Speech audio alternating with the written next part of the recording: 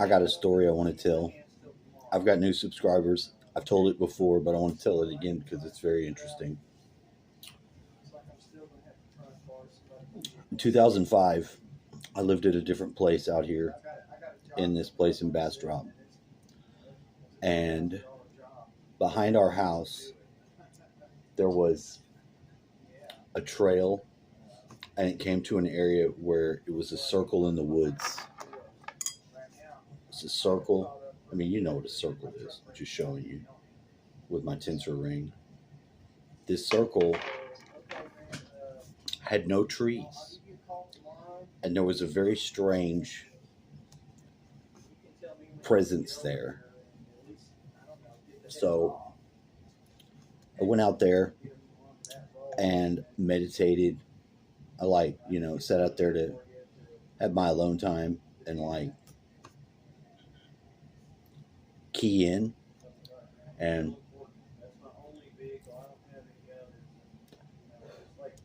I perceived a being sitting across from me. Like, I'm in the circle, it's right here. I'm sitting on the side that I'm at. On the other side, there was a invisible presence, but I could discern it.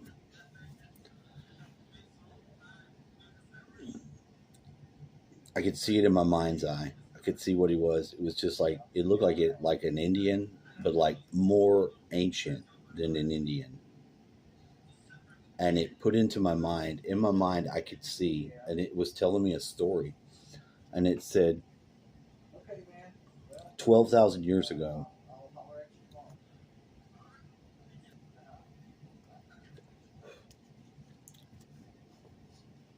the place where we were was shallow inland sea, and it was right on the beach.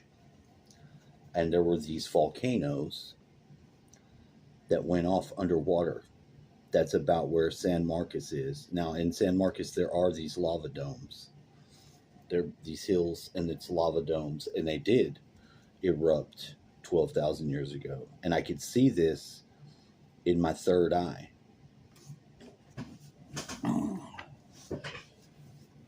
In my head, I could see this.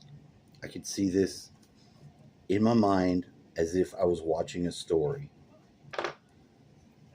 Now, he said that in the lava that was underwater, the domes were underwater, because that's a little further south than where we are.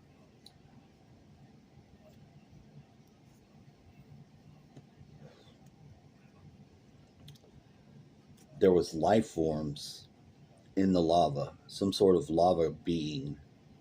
I don't even know what that would be, but when they came up and they hit the water, they were being killed.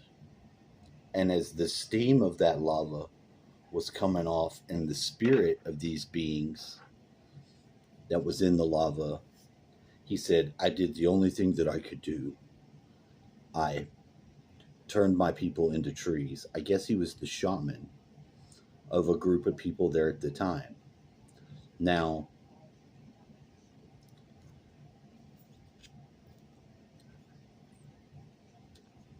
I got to keep this going. I don't want it to go out. I don't have a lighter.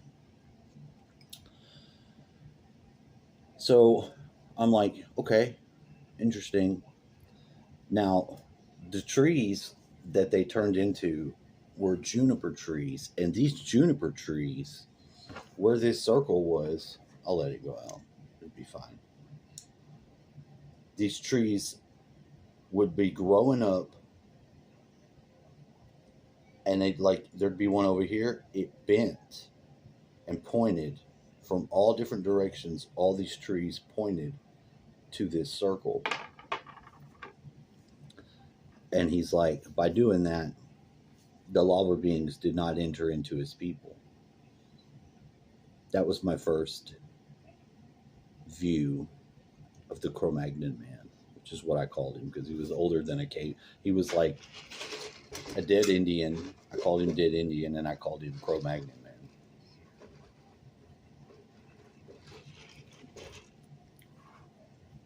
Another phenomenon that occurred with this was if you were outside the circle, he's in the circle. He would always be there. I would always go communicate with him.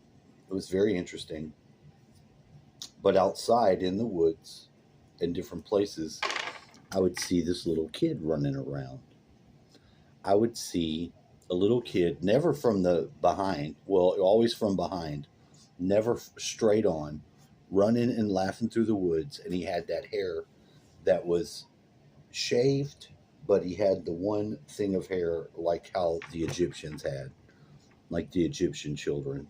And I'll put some pictures in here and show you some of this stuff so that you can see, because it's quite interesting.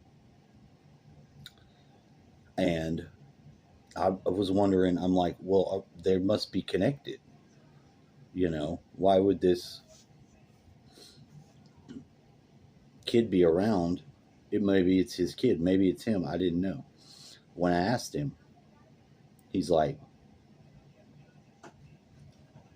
the shaman is always here. The child is free. Now, I don't know what that means. I don't know what the fuck that means, but that's what he said. That's what he said. Now, the other thing was one time I was out there and I had my little boy. And I guess because it was my father, myself, and my son, there's 3 generations. He's like, you have all 3 generations. You should go and get your father to come out here. Now, this makes me think he's a relative or something like that. Maybe a way distant, far back on the father line. But I don't know. So he had said this, and I'm like, oh, I'll go ask my dad. And then I went to go ask my dad. And he's like, fuck that Indian. He's been fucking with me my whole life. Now, I don't know what that means. I didn't know what he meant by that exactly. I went back to the woods and did what I was doing and continued on. And had a lot of experiences out there, and other people did too. Other people saw the kid. The further away from that circle, the more mischievous and trickster like the manifestation of this being would be, the kid. Like if he's very right up along the edge of the circle, you'd see the littlest form of the kid.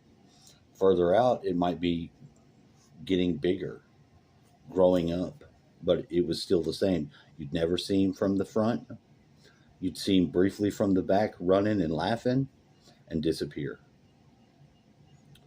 So now my dad did have this other place that he lived, this place called the House at the End of the World, and they had some sort of ghost Indian there. And they would go shopping one time. This is one of the stories. The most memorable one was he said that they went shopping and came home and they were taking the groceries in. And on the last carload, to go get the last sack, they came in. All the cabinets are open. All the labels on every can are gone. They have no idea what the fuck is in the cans now. So they made up a meal that they would cook. An older friend of my dad's, Don Perry. Don Perry was the cook. He was a very perverted old man. And they made a meal called cabinet casserole because they didn't know what the fuck they would, you open a can, you're going to have to eat it, You don't know if it goes with anything else. So it was a trickster like spirit doing that. That's partially why he said, that Indian's been fucking with me my whole life. He was never interested. He didn't. Now me, I had all of this psychically occur. I picked up on it psychically. But now the funny thing is, a couple months later, after, and this was in 2005, but a couple months afterwards, 20 years ago, like you don't know the math, I saw a show on the news that was talking about The In San Marcos, there's Edwards University, and it's built on top of these lava domes. And it said that there are 200 lava domes, and that 12,000 years ago they went off, and it was underwater, because it was a shallow inland sea in most of the interior of Texas. Not a very deep sea, but still it was mostly water covering over it. And that clicked when I heard that, because I was like, wow, that's real. So I've always believed that that is a real being. Not sure exactly what its connection to me with it was. That I was the only one that ever communicated with the being in the circle, but I had many other people that saw the kid in different forms. And I'll try to put in some pictures and show some of the stuff so that you can know. But that's just a strange event of something that happened. So if you have anything like that that you've experienced, please share below and like and subscribe.